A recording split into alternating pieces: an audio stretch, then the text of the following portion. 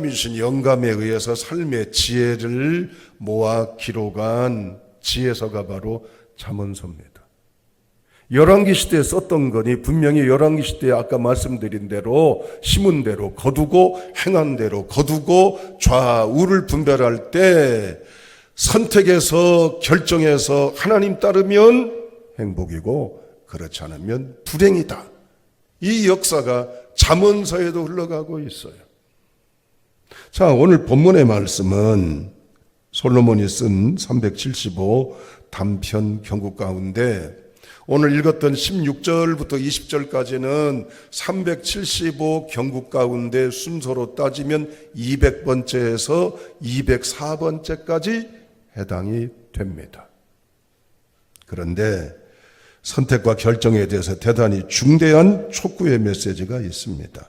솔로몬이 이전 성경에서도 잘 썼던 내용입니다. 16절, 19절 읽어보시죠. 자, 16절, 19절입니다. 시작. 지혜를 얻는 것이 금을 얻는 것보다 얼마나 나은고 명철을 얻는 것이 은을 얻는 것보다 더욱 나으니라. 19절. 겸손한 자와 함께하여 마음을 낮추는 것이 교만한 자와 함께하여 탈취물을 나누는 것보다 나으니라.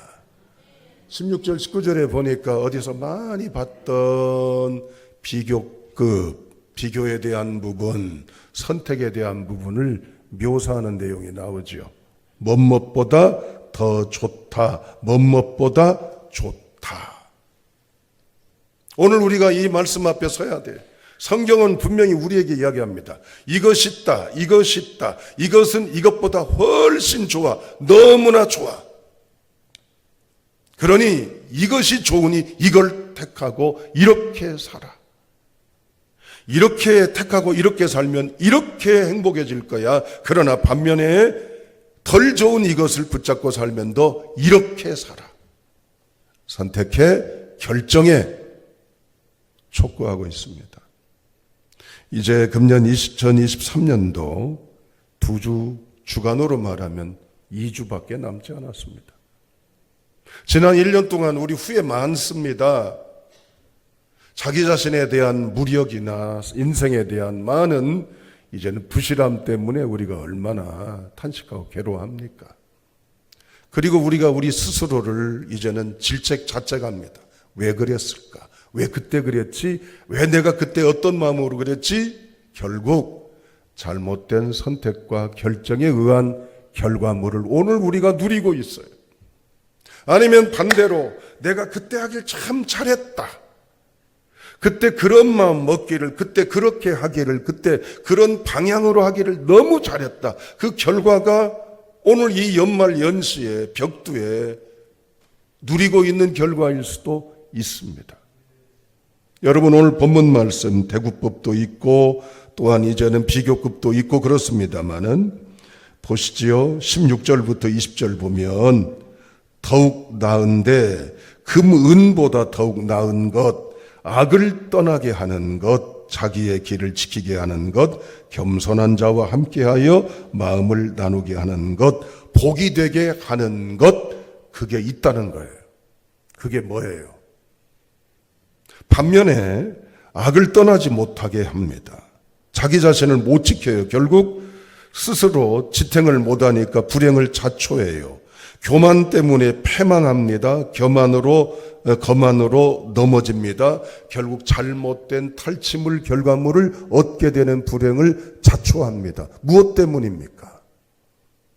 공동번역 성경에는요, 여러분 20절을 이렇게 표현합니다. 삼가 말씀을 따라 살면 행운의 열쇠를 얻고 야훼를 믿고 살면 행복의 문이 열린다. 행운의 열쇠를 주신대요.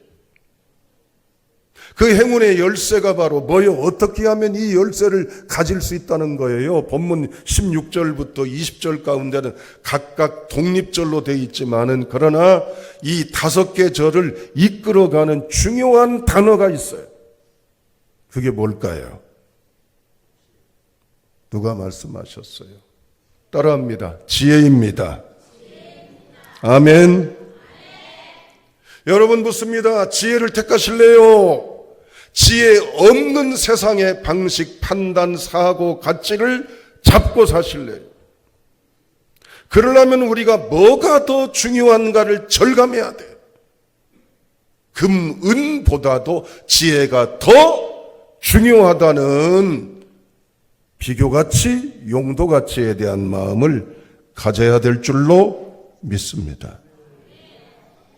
1,000원짜리 지폐보다 5만원권 지폐가 훨씬 그 가치가 있죠. 누가 몰라요? 알잖아요. 그만큼의 금액이 갖는 만큼의 용도나 활용도나 모든 것에 대해서 우리는 알아요. 그럼 묻습니다. 금, 은보다 지혜가 중하다고 생각하십니까? 아멘. 오늘 성경은 우리에게 말해요. 결정하고 선택해 끝없이 성경 곳곳마다 강조하는 게 지혜를 강조하는 겁니다. 지혜를 붙잡는 저와 여러분 될 수 있기를 주님의 이름으로 축원합니다. 지혜는 뭐예요? 솔로몬이 구했다고 그랬잖아요. 하나님 앞에 구한 것이 바로 뭡니까? 장수, 건강, 물질의 번영, 사방에서 속 썩인 사람, 불편한 사람 없이 완만한 관계, 이런 거 구하지 않았어요. 처음부터 끝까지 늘 빼놓지 않고 기도하고 구했던 것이 있습니다. 그게 뭐지요? 지혜예요. 지혜는 구약 성경으로 말하면 메부쉐 미드라고 나와 있습니다. 따라합니다. 하나님께 듣는 마음, 하나님으로부터 이해하는 마음, 그게 지혜예요. 머리가 막 잘 돌아가서 계산이 빠르고 사리 분별이 빠른 이 기발한 즉흥적이면서 현장에 적합한 것도 중요하지만 이 모든 것에 주시는 원천은 어디서 나오느냐? 책, 경험 다 있죠. 그러나 근원은 하나님으로부터 내려온다. 하나님에 의해서 주어진다. 하나님이 부어주셔야 된다. 아멘. 이게 지혜예요.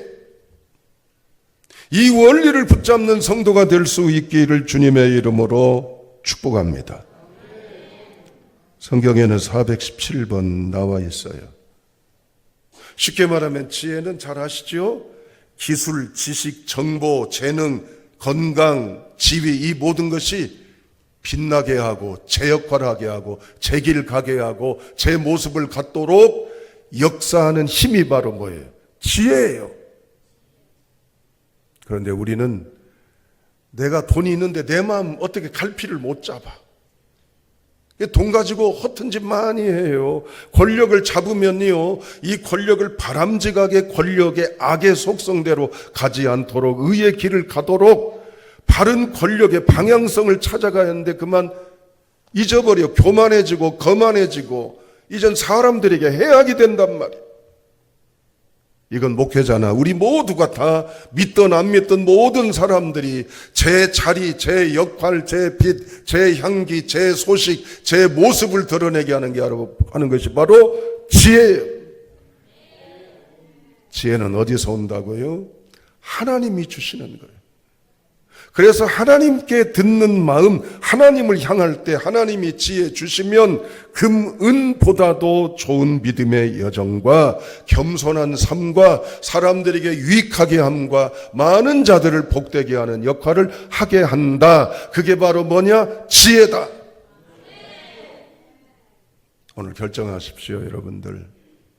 그냥 막연함이 아니라 하나님, 저 지혜를 갖기를 원합니다.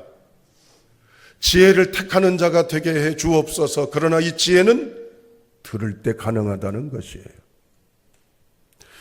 여러분, 얼마 전에 인터브랜드라고 하는 이제는 이 회사에서 공동체에서 2023년도 전 세계의 브랜드, 이 상품 가치, 기업 가치를 평가할 때 이제는 순위 100순위를 정한 것이 있습니다. 그런데 그 중에 6번째 6위를 하는 우리나라 기업이 있습니다. 어디일까요? 저는 그 기업을 선전하려고 하는 게 아니에요. 삼성입니다. 삼성이 세계 100위 브랜드 가치 가운데 6위예요. 그런데 삼성이 이만큼 국제적인 세계 경쟁력 있는 회사가 된 배경에는 추구하는 바에, 지향하는 바에 이상 때문에 그렇습니다. 이미 작고하셔서 고인이 된 삼성그룹 창업자인 이병철 회장이 1979년 이건희 아들에게 그룹을 승계하면서 부회장에 취임토록 합니다. 그때 그 자리에서 사무실로 부르더니 이제는 이 아들 이건희 앞에서 아버지 이병철 회장이 붓을 들어서 휘호로 써준 게 있어요. 두 글자입니다. 경청입니다. 뭐라고요? 경청. 그리고 그림을 주었어요. 그림을 주었는데 뭐냐? 목계라고 하는 그림이에요. 닭은 닭이나 이제는 싸움닭도 있고 그러지만 닭은 닭인데 이제는 그림으로 그려졌지만 나무로 만든 닭이에요. 네가 앞으로 이 기업을 이어나갈 때 두 가지의 의식을 균형을 잡고 가라. 첫째, 경청하라. 둘째, 목계의 마음을 가져라. 경청하라는 건 뭐예요? 귀담아 듣는 거잖아요. 말을 하고 주장하는 것보다도 듣고 판단하고 분석해서 수많은 다양한 정보, 수많은 소리 속에서도 가장 귀한 것들을 붙잡을 수 있는 그 마음을 가져라. 목계는 뭡니까? 아까 말씀드린 대로 닭인데 나무로 깎아 만든 닭이거든요. 살아있는 게 아니에요. 세상의 경쟁에서 기업에서 영업에서 싸우고 부대끼고 여러 긴장관계 있지만 그러나 치우치지 말고 중심을 갖고 균형을 가져서 어떤 삶에 놓이든 이 마음과 태도를 갖고 지내라. 그래서 결국 삼성그룹은요, 여러 열악 속에 있었지만은 다양한 정보, 여러 여건 속에 경청해서 시대에 맞는 트렌드나 시대에 맞는 방향성을 정하고 지혜롭게 기업을 성장했다는 후일담입니다. 인생에서 중요한 게 바로 뭐야? 듣는 마음이요. 어디서 들어야 돼요? 누구에게 들어야 됩니까? 따라합니다. 하나님이십니다. 아멘. 성경은 여호와의 말을 들으라. 내 아들아 들으라. 너희는 내 목소리를 들으라. 사람들은 들으라. 비유를 들으라. 귀 있는 자는 들으라. 이 들으라는 말씀을 150번이나 105번이나 했습니다. 그 외에 들을지어다 듣고라는 보면 성경 구약 신약 곳곳에 500번이나 나와요. 그러니까 사람이 중요한 것이 바로 뭐냐? 들을 귀가 있고 들을 줄 안다면 인생의 요동과 불행과 방황 속에 살지 않는다는 얘기입니다. 에덴 동산을 들여다보면 아담과 하와는 하나님의 음성 듣기보다는 꼬드기고 유혹하는 사단의 음성을 듣고 그만 금령을 어기고 인생에 불행해지는 비극을 자초한 것이 바로 에덴이 벌어지고 있는 현장입니다. 그 에덴은 오늘날 우리의 삶 속에 허다하게 많아요. 그래서 지금까지 잠언서를 상고해봤지만 잠언서는 살아 움직이는 언어, 의인화로 말하잖아요. 소리친다고 말하잖아요. 길에서 골목에서 이제는 어귀에서 곳곳마다 들으라고 이러라고 저러라고 그렇게 하지 말라고 성경이 말한다고 그러잖아요. 그런데 우리는 그 소리를 듣습니까? 그렇지가 않습니다.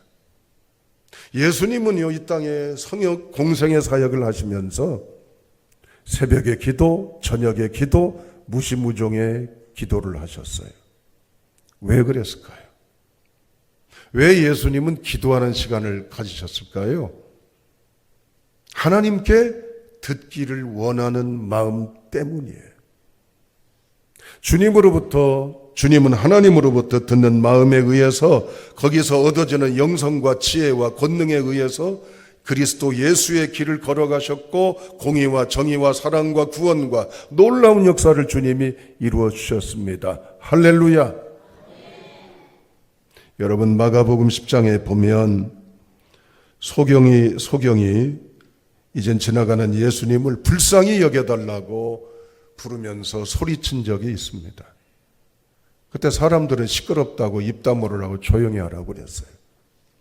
그런데 예수님은 이 꾸짖어 잠잠하는 이 소리 가운데 이제 예수님은 머물러 서서라고 나와 있습니다. 멈춘 거예요. 왜 멈췄을까요? 수많은 아우성인 소리 가운데 한 사람의 소리를 주님이 들어주신 거예요. 그래서 그 사람의 애환과 숙제와 인생의 불행의 문제에 다가가시고 그 사람의 장애와 모든 고통의 모든 것들을 이젠 해방시켜 주셔서 자유케 하셨어요. 주님은 세상의 왁작지껄한 소리 가운데서도 하나님의 음성을 들었을 뿐만 아니라 사람의 눈물과 애환의 소리를 들으셨어요. 오늘 우리는 어떻습니까? 1년 동안 지내오면서 수많은 소리, 수많은 상황, 수많은 여건 속에 있으면서 하나님 앞에 겸손히 구분해 들을 수 있는 자리, 그 자리에서 내리시는 지혜, 그 지혜를 따라 우리가 어찌할까를 알게 하시는 권능의 자리로 여러분 돌이키신 적이 있으십니까? 오늘 성경은 우리에게 말합니다. 들으라고 말합니다. 그러면 그 듣는 지혜가 우리를 있어야 할 자리로, 행해야 될 길로, 가져야 될 마음으로, 지킬 바에 대한 중심으로 서게 하신다고 성경은 말하고 있습니다. 우리의 삶 가운데 주님은 수많은 사람들 속에 어느 쪽에 어느 순위에 속하십니까? 얼마 전에도 설교하면서 그런 말씀을 드렸어요. 어느 학생이 쓴 충격적인 글 한 편인데 제목은 하나님 당신은 3등이십니다 라는 제목의 글입니다. 소개드렸지만 다시 재반복해서 인용하고자 합니다. 하나님 당신은 3등이십니다. 1등은 하고 싶은 일, 2등은 해야 하는 일, 3등은 하나님 만나는 일입니다. 하고 싶은 일 다 하고 해야 하는 일도 다 마치고 그 후에 여유가 있으면 하나님을 만나줍니다. 하나님은 3등입니다. 어려운 일이 생길 때도 하나님은 3등입니다. 내 힘으로 한번 해보고 그래도 안 되면 가까이 있는 사람에게 도와달라고 하고 그나마도 안 될 때 하나님을 부릅니다. 하나님은 3등입니다. 거리에 있어서도 3등입니다. 내게 가장 가까이 있는 것은 내 자신, 그 다음은 내 마음을 알아주는 사람, 그 다음에야 저 멀리 하늘에 계신 하나님이십니다. 하나님은 3등입니다. 그런데 하나님께 나는 언제나 1등입니다. 무슨 일이 있어도 내가 부르기만 하면 도와주십니다. 내가 괴로워할 때는 만사를 제쳐놓고 달려오십니다. 아무도 내 곁에 없다 생각될 때는 홀로 내 곁에 오셔서 나를 위로해 주십니다. 나는 하나님께 언제나 1등입니다. 나도 하나님을 1등으로 생각하고 싶습니다. 만사를 제쳐놓고 만나고 작은 고비 때마다 손을 꼭 붙잡는 내게 1등으로 가까이 계신 하나님을 만나고 싶습니다. 내게 1등이신 하나님을 나도 1등으로 모시고 싶습니다. 그런데 지금 시험 때입니다. 또 하나님이 3등으로 밀려날까 봐 걱정입니다. 하나님은 내게 1등이신 하나님이신데 사랑하는 여러분, 하나님은 우리의 인생의 몇 등입니까? 어느 학생의 글이지만 그냥 스쳐 지나갈 수도 있습니다. 연말연시입니다. 경기가 어렵든 상황이 힘들든 막년회하자, 한 해를 잊자, 그래서 먹자 마시자 놀자 뛰자 즐기자의 분위기가 가득해요. 그 가운데 묻혀서 그냥 흥겨운 웃음 짓고 그냥 서로 간에 의미 없는 농담 삼아 내뱉는 희락의 언어와 자리와 여건을 통해 한 해가 저물어가는 이 연말 연시를 그렇게 무겁고 공허한 마음으로 변함없이 보낸다는 것, 대단히 어리석은 것입니다.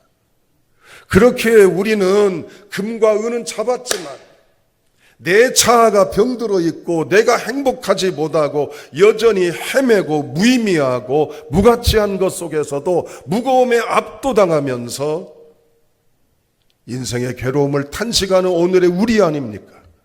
결단하십시오. 하나님의 소리를 듣는 자리로 나올 수 있기를 주님의 이름으로 축원합니다. 그러면 하나님이 우리에게 내가 알지 못했던 깨달음, 느낌, 감정, 사고, 의식, 판단, 이 모든 걸 주셔서 방황이 끝나고 더 이상 연약이 끝나면서 하나님 앞에 온전한 행복으로 유종의 미를 거두는 이 귀중한 시기가 될 줄로 믿습니다. 이제 12월 셋째 주입니다.